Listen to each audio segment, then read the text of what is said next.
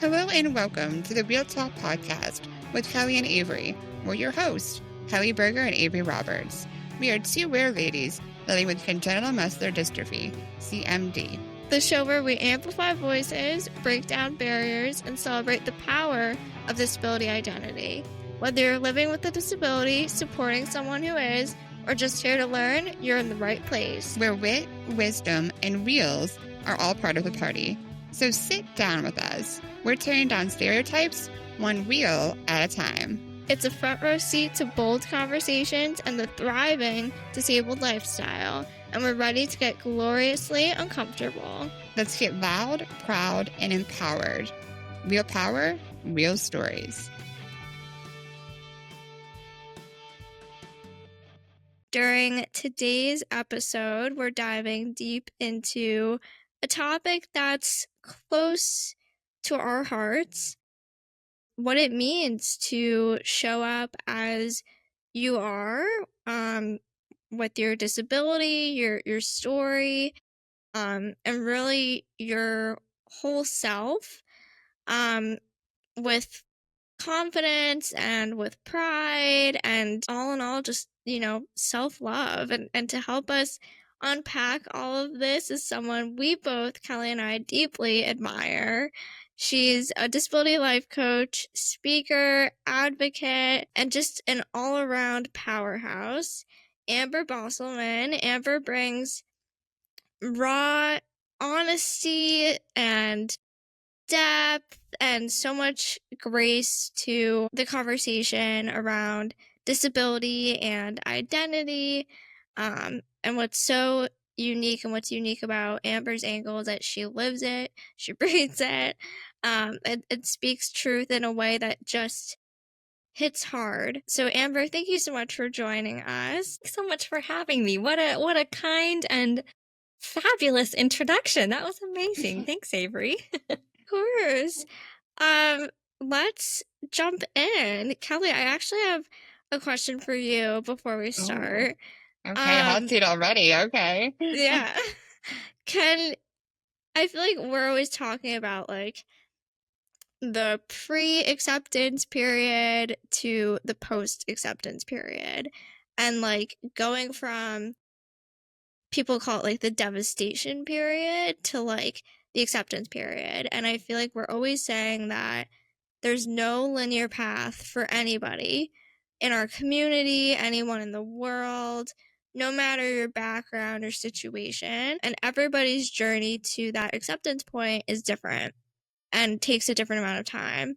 So do you think you can name, if you're comfortable, a time that you have felt pressure to hide or downplay your disability? And I feel like you and I have talked about this a little bit, just kind of going back to our youth and that pre-acceptance period. Yeah, I think I know like school and education, wanting to fit in with the other kids, that was always something that I tried to keep up with them. And I wouldn't say I necessarily hid it. Obviously, it was hard to hide. I couldn't run or do stairs or any of the things, so that was pretty obvious. But I guess I just wanted to more blend in, and then realizing later in life it's okay to, like, I don't want to be like anybody else. I'm happy and proud that I am the way that I am. So yeah, I would say it definitely started for me was just being the only person that was different in my school years, and just trying to not, get attention and blend in and those things. But yeah, I think it happens for everybody and anybody at different points in life, and whatever they choose their path, and whenever they kind of realize that they are different and that's okay. I think that was I hope that society now is a little more different and open than being the only one back in the day. So there are many of us more now. So hopefully that helps with the younger kiddos. Yeah, for sure. And I feel like we spent so much time trying to be low maintenance and like not asking for accommodations, not really giving into accommodations in a way, and trying not to take up too much space. And all in all, I feel like it's exhausting. And so if you've ever felt that way, this episode's for you. So Amber, let's talk about what it means to show up as you are. When we say show up as you are, what does that mean to you, especially in the context of disability? I think showing up as you are means bringing your whole dynamic, beautiful self. What we want to do is like just show the pretty sides, the nice sides, the parts of us that we think other people will like and accept. And I really agreed with what Kelly was saying about trying to kind of hide those parts of us that are often related to our disability because we fear really that people won't accept and like that part of us. But showing up as you really are, I think, means you recognize and own that you yourself are a complex human being. I love the word dynamic. I'm going to use that again, that there are lots of parts of you. And if you can show up as you really are, you own all of that and you bring all of that to the table in an unapologetic and not boastful or arrogant, but just a confident way of like, this is me, and there's lots of different parts to me, and here I am, and I'm ready to bring all of that to whatever the situation is. Yeah, so let's talk about too, you kind of are relating into this, but it's about like reclaiming confidence. So what are some of those things that in society you feel kind of chip away or affect us to where we have to feel that way? What would you say were some things that help build up that self-worth and reclaim your confidence to own your disability and all of you? I think one thing that definitely contributes to that is the issue of lack of representation of disability in so many forms of media. I think we're starting to see a shift in that. We're starting to see some little ripples, some little changes, and that's very exciting. But as a young person, if you don't ever see yourself represented as the ideal or the popular or desired thing, then your brain takes that to mean like, well, then this is undesirable, this is wrong, this is ugly. I think we've all had that experience where a child points and stares and says, "Mommy, what's wrong with her?" And you hear it, and the mom knows you heard it, and it's awkward and uncomfortable, and the mom says like, well, like, shh, like, we don't, it's fine. And then they say whatever answer rattles off the top of their mind. And that even reinforces this idea that like, it shouldn't be addressed. It shouldn't be talked about. It shouldn't be brought out into the open. Doesn't that just send a message that part of me isn't even worthy of being like talked about and recognized in public if this mother is like shushing her child from addressing that part of me? So we get those messages from a lot of different places our whole life. So I think that it's important to recognize that you are going to make that shift when you're ready.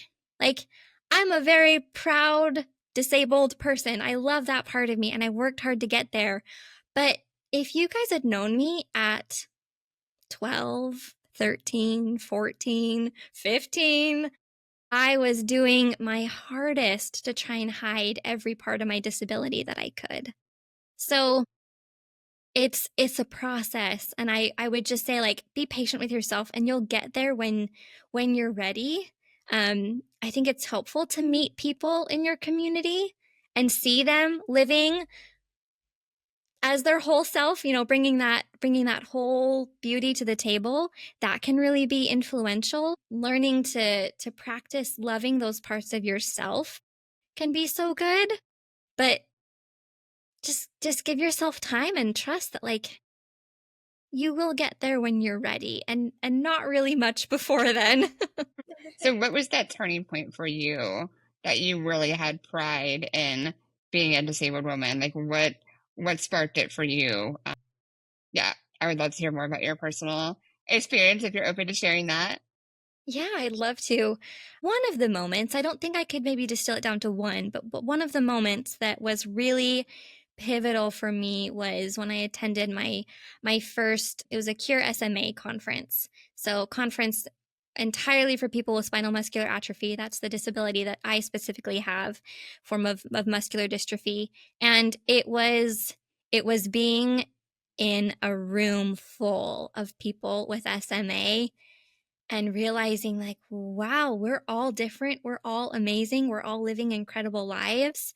And for the first time, I didn't feel that self-consciousness when my wheelchair made a funny sound. I didn't feel bad saying, hey, can you scooch in? I can't get my wheelchair behind your chair, or whatever it may be. I didn't feel any of that. And I realized that I could take that feeling out into the inaccessible world that isn't designed for me. I could take that. I could keep it with me. So it was being in a room full of those people that kind of started to unlock that for me. And then I slowly began to practice, like, how can I keep this feeling with me all the time? How can I live unapologetically for my needs and my accommodations and practice that same confidence, even when I don't have the safety net of a room full of people with a disability around me? Right. And I just thought of a moment that Kelly and I literally had like a month and a half ago. We were on a virtual event, and it was like a community event. So there was affected individuals, caregivers, clinicians, all the things, all the things. Um and so this mother, Kelly and I, of course, were inviting this mother as she was telling us about her son, who is a young adult who lives with CMD, which is what Kelly and I live with. But like, of course, like wanting to connect with him and help him find his community. And the mother was explaining um, that he wasn't at that acceptance period. He had not fully accepted the disabled lifestyle. And in a way, while she was explaining it to Kelly and I felt like she was offending us in a way. And I thought that was really interesting. And like, whereas it's the complete opposite, and that Kelly and I completely understand where he's coming from, where the mother is coming from, and that it takes time, and you absolutely can't rush it. Um, Especially when you consider the difference between a male and a female. Like, we completely understood, but it was just so interesting how the mother um felt like um it offended us in a way. And I think it's so hard to build that confidence when you're dealing with the ableism and the stereotypes, or even the internalized shame, as well. And kind of like what you're saying, Amber, it's like the inner voice while you're at the QRSMA conference, the inner voice that says, like, I deserve to be here and just as I am.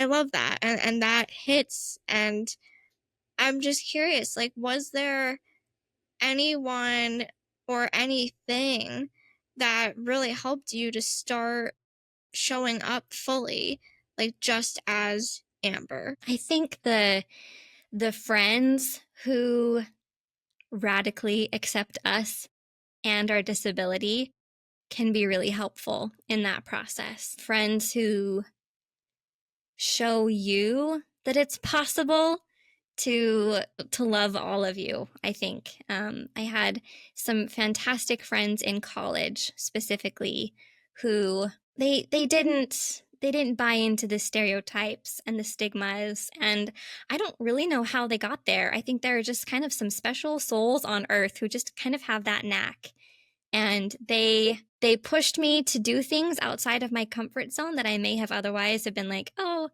that's scary, that's unsafe, like, medically fragile me should not attempt that. And they would just say, like, Amber, come on, we're doing this thing, let's go do it. Like, oh wow, okay, well, if you're game to try, I'm down, let's see what Right. happens. And they just opened my eyes to, like, yeah, living unapologetically, accepting all of that. And I think it's really helpful to have someone to show us how that's possible and show us what that can look like, and then we can continue practicing that ourselves. Yeah, I think encouragement is one thing that I feel like I didn't know that I needed, but when people are like, oh yeah, like, just that extra boost of encouragement from others. And for me, I know with my friends too, like the ones that don't even like mention it or see me as different and that I'm just like, oh, like that's fine. Like you're cool that I can't do these things and you're going to help me. And I don't know, I just like finding those people that really get you and understand you and embrace all of you, regardless of whatever. Yeah, I think that's what did it for me. So I agree that the people you surround yourself with really can help in those moments of trying to overcome, or seeing yourself fully. Oh, I agree for sure. Absolutely. Do we want to talk about self-love? So I know we kind of alluded to that a little bit, but there's a quote that I wanted to share. Loving yourself in a world that teaches you not to is revolutionary. Yes. Really with those societal, barriers, that's really powerful. So yeah, can you speak to a little bit about self-love and some things that you maybe practice or do to kind of help with you day to day or week to week, getting by in those moments of maybe a downward, mental stage or those that may not be, fully there yet? What do you do to kind of help boost yourself up and harness that self-love? Yeah. This is a topic that I work on with my clients a lot. And I think we often approach from a place of like, how do I practice self-love? And I think the easiest way to start that is to identify the things about yourself that you don't love yet. Because those are the only barriers between you and fully loving yourself. So just pause and think for a minute, like, what are the parts of me? This could be physical appearance, this could be personality traits, this could be habits. All of you, what are the parts of you that you don't like or don't love or feel a little embarrassed to show other people? And this is great if you want to do it as an exercise. I recommend like writing these out physically. It's really eye-opening when we can see those judgments staring back at us from the paper. So, as a personal example, I have a little bit of a belly. I think that's really common in our disability community. Like we call it the SMA belly, just lack of muscle tone and the curvature of my back when I had my spinal fusion just structurally means that my belly sticks out. I'm not overweight. I don't have a lot of body fat, but I have a little belly. And for years and years, this was one of the things that I was so self-conscious about on my body. I'd go to great lengths to try and find the clothes and the shirts that would hide it just right. Or I'd really make sure I wasn't gaining any weight because that would make the belly pooch out even further. And I was just so self-conscious. I was worried that people were going to think I was maybe pregnant when I wasn't. Like just my mind was really fixated on that. And once I got a clear look and I wrote down those thoughts of like, I don't like my belly. I feel like my belly looks fat. I wish it was flatter. All those things. I thought, man, that is not a loving way to treat my body that has been through so much and has carried me through so much. So you're going to find your way to self-love in lots of different ways. I want to give an example of how I have come to love and accept my belly. One, I acknowledge it. I don't try and tell myself, oh no, like my tummy looks fine. It's nice and flat. That's a flat out lie. It's not. I have a belly. I probably always will have a belly. So I acknowledge that. I'm not going to try and sugarcoat it and pretend like something doesn't exist. So if I look at my belly, and I look at my body from a place of love, I look at, well, yeah, structurally, it's just kind of there. And that belly is the effect of a spinal fusion that really saved my life. My lung function, was failing. I would not be here if I didn't have that spinal fusion. And that belly is there because I have organs that perform very, very important functions to my well-being and my survival, and they have to have room. And I have a really short torso and a small rib cage, and there's not a lot of room for those organs to be. So guess what? They've kind of squished out, and they're probably hanging out in that area that I call my belly. And I'm so grateful that I have a stomach that digests food, and livers and kidneys and intestines and all the things that are down there that are doing their job of keeping me alive so that I can show up in the world as a force for good, and I can be an example of what's possible, and I can serve my community, and I can live a wonderful, rich life. If I look at my belly from that perspective, I don't have to love that it sticks out. That's okay, but I can appreciate why it's there. I don't have to feel shame around it. I don't have to try and hide it, because I have found a deeper reason of why it's okay that I have a belly that sticks out. So that's just one little example of how I came to practice self-love about one specific part of myself. I'd recommend going through that for all of the parts of you that you feel like are hard to love. Get a good, clear look at them, and then see if you can find a deeper reason why it is that way, and ask yourself, why is it okay that that is the way it is? How can I still practice love for that part of me? So helpful. And I feel like Kelly and I are like listening to you like, Yes, please oh, tell us more. Yes. right. Yeah. This is like a personal therapy session for us. And I feel like we can relate to it so much because in the CMD community, rather than having a big belly, it's more of having like a big back, like because we lean forward, we have like contractures in our hips. So like a lot of our community members, including Kelly and I, have had the spinal fusion that you're referring to, but instead of then kind of being tilted back in a way, it's more pushed forward. And so I feel like that's something that we're all also trying to navigate, the self-consciousness there. And so completely relate, and that was an amazing example, so thank you for sharing that. And I feel like it's important to note that self-love and self-care is not just bubble baths and like good vibes. It's hard work, like it's hard shit to do, and sometimes it's mourning what we have lost. Like for me, I was able to walk when I was younger, and CMD is a progressive neuromuscular disorder. And so I had a time where I was walking. And as I grew older, my muscle weakness got worse, then weaker, my mobility got worse, and gradually I was moved to be a wheelchair user, a power chair user. But I know some people in the CMD community, and I'm sure you do too, Kelly, like who never had that, who never had the ability to walk. And so when they hear that I actually had like a good amount of years where I actually could, it wasn't pretty, but I did it and I was able to maintain it for a little bit. They're shocked. And so I feel like it's mourning what we've lost, it's or what we've never had, like those people, and then deciding to love ourselves anyway. And so Amber, you've been very open on social media, and I'm just curious, like how do you navigate being visible in a world that's often dismissive of disability? It's a good question, Avery, and I will start by saying I'm still figuring it out. It's still a work in We progress. all are.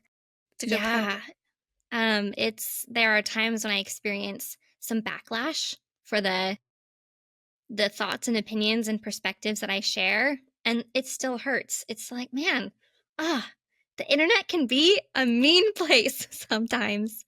But my North Star, my guiding principle in all of this is a decision that I made when I decided to be a certified disability life coach. And that was my goal, was to be an example of what is possible.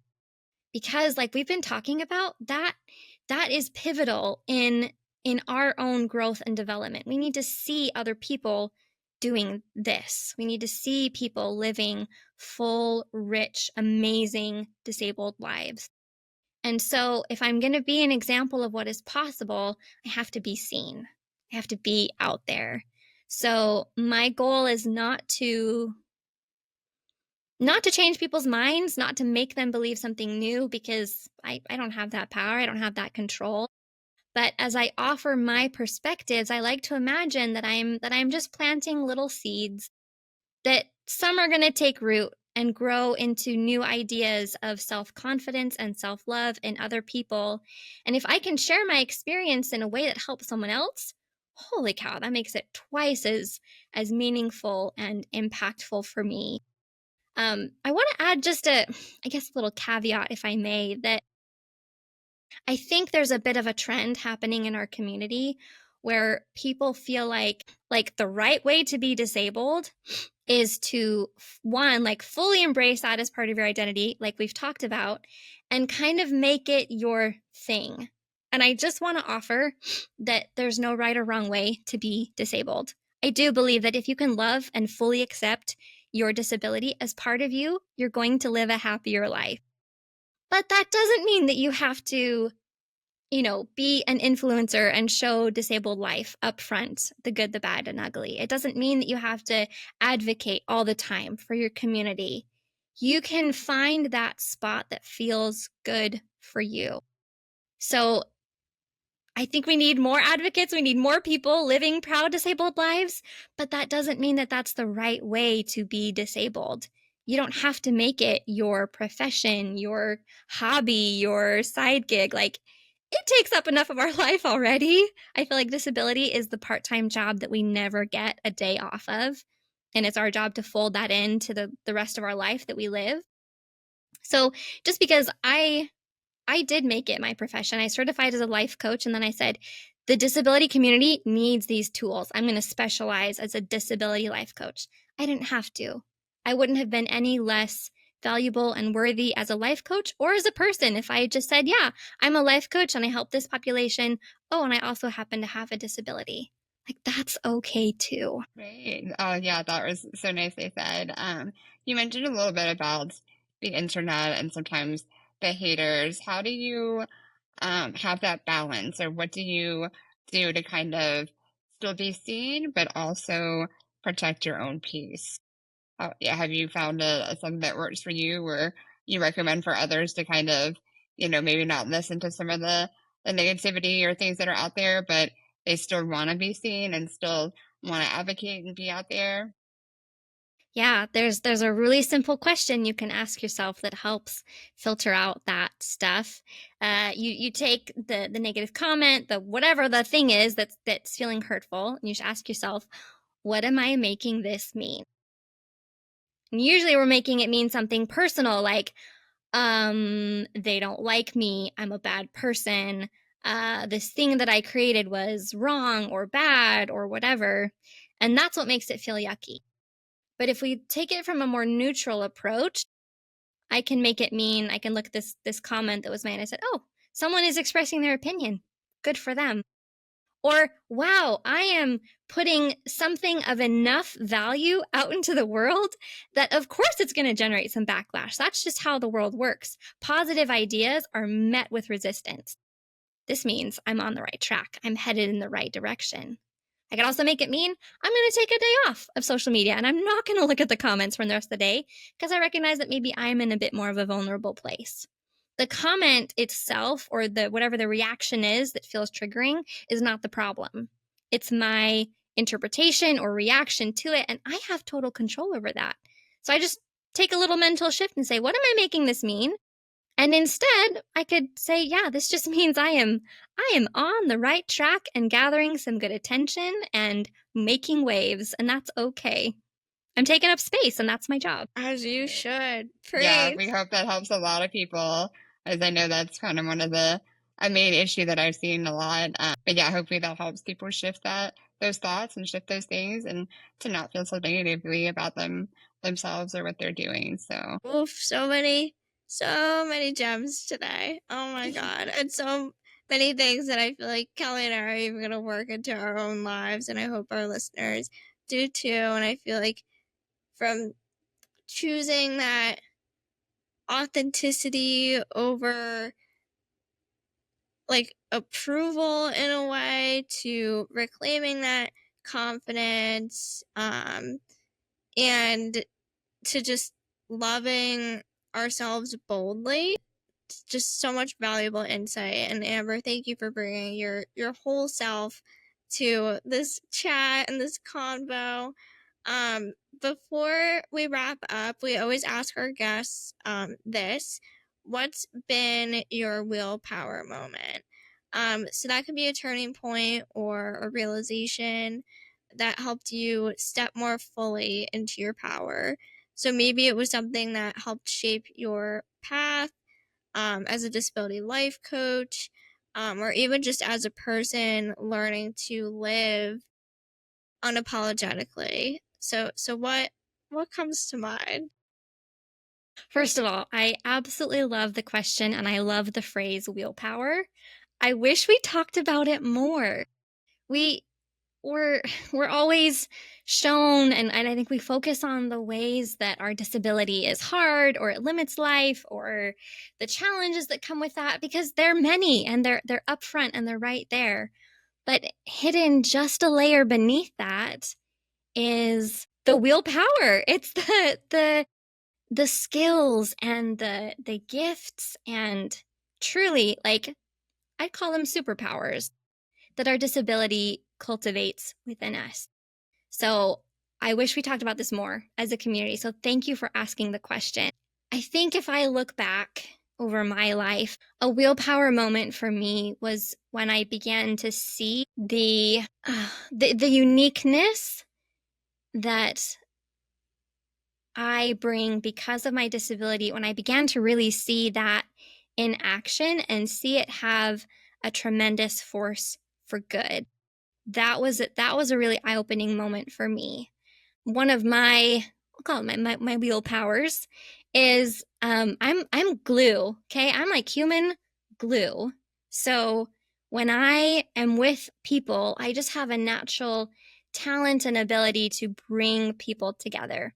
This is not unique to me. I've met so many people in the disability community who are like that. I think you guys are awesome examples of that. You foster community and you bring people together. But there was a friendship that I was coming into. It was a trio. There were three of us. And those can be a little tenuous at times. The balance can be a little tricky. And I thought that there was this like awesome pair of friends that was established. And I just moved back from college and I was lonely and I was really looking for friends and I was trying to like find my place in my community again. And I thought these two girls are awesome and I would really love to be their friends. So I'm going to try and like butt my way in and see if I can insert myself into this friendship because I want to be friends with these people. And it wasn't probably for like a year later that we'd been friends, we'd been hanging out, we were a great group, that I learned that these two girls were not really spending any significant amount of time together before I joined the circle. And it was this eye-opening moment of like, we were there for each other in some of the hardest times. We were struggling being single and navigating dating, and they're able-bodied. They didn't have any of those same challenges that I was facing, but they definitely had their own challenges, and we could talk about that together. And one day I was honest enough to say, like, guys, I love being friends with you guys. Was it okay that I kind of just butted in? They're like, butted in? Amber, you're the whole reason that we are a friendship circle. And I realized, like, I do that everywhere I go. I bring people together. And I really do believe that that's a skill that I've cultivated because of my disability. That life with a disability is so much easier when you have strong circles of friends and a strong support network around you. And now I see that as one of the greatest tools that I bring to any endeavor that I join is I am human glue. You need connections? I will foster those connections and I'll do it beautifully and gracefully. And that is because of my disability. So that's just one little moment of empowerment and realization that I had that really shifted the perspective of me of like, wow, there are significant skills that I have because of my disability that no one else around me gets to cultivate. It's truly like a superpower. And that's when things really started to shift for me. And I began to lean more fully into owning all of me, if that makes sense. No, for sure. And I love that. And just, you are the glue, Amber. Never change that. And we love you for that. And just before we close out, we'd love to give you a chance to share how folks can connect with you. Yeah, absolutely. I'm on social media. You can find me on Instagram and Facebook. I'm not on TikTok. Sorry. That's a rabbit hole I'm not going to go down. But Instagram and Facebook, you can find me there. I also have a website. And what I'd like to just share as a thank you for your listeners today is I offer a free life coaching session to anyone who's interested. If you are curious about coaching, if you're feeling stuck, if anything that you heard today like resonated and you want to work more on, come and book a free, no pressure, no commitment life coaching session. Come try it out, see if you like it. I guarantee you're going to leave with some amazing tools that are going to make life easier. And if you can book that on my website, or you can just send me an email whenever you're ready to take advantage of that free session. It's an incredible gift. Thank you so much, Amber. It's so sweet. Thank you. It's been such a pleasure. Yeah, y'all take her up on it. Amber's Yes, the real go deal. get with For Amber. sure. Life-changing, for sure. Yes. Thank you again, Amber. Thank you all for listening. And just want to remind everyone to keep showing up and keep choosing you. So thank you, Amber, again. Thank you. It's been so lovely to share these thoughts and ideas with you all. Thank you for having me on the podcast. Thank you so much for tuning in to this inclusive space where disability radiates and every listen helps amplify disabled voices that deserve to be heard. We're so grateful you're on this journey with us. We share real stories, honest conversations, and expert insights that challenge misconceptions. Because disability doesn't define us. It's just a different way of experiencing the world. Your support keeps this beautifully disabled, slightly chaotic show rolling. You are truly the real MVPs. We have power, real stories.